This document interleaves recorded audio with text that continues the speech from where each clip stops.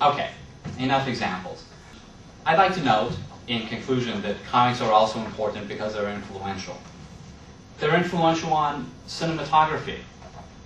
The early creators of comic books in the 1940s loved getting together and, literally in some cases, eating over Bunsen burners while they were cramming out this junk for their publishers in these manic sessions of writing and lettering and inking other people's drawings, and one person would draw just the faces, and another person would draw the figures, and another person would ink them for reprinting, and another person would put in the word balloons and the caption, and they'd work all weekend or all through the night in order to meet the deadline that was set by the publisher.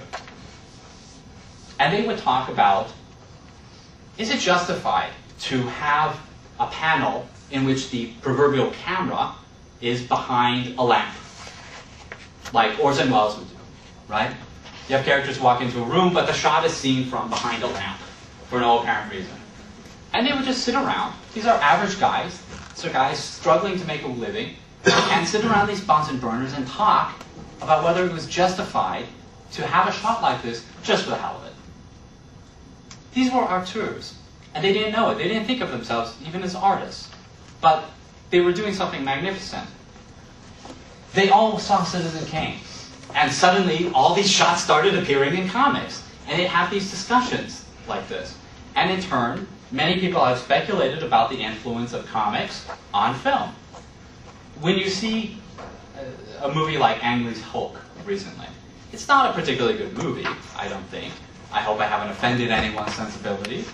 But it has all of these interesting things going on in it, in terms of its cinematography. There's all these inset panels, and they're changing and moving around.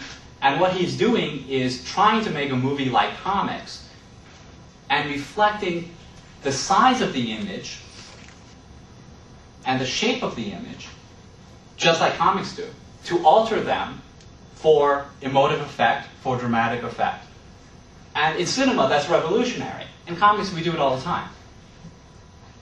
So, cinematography has been influenced by comics.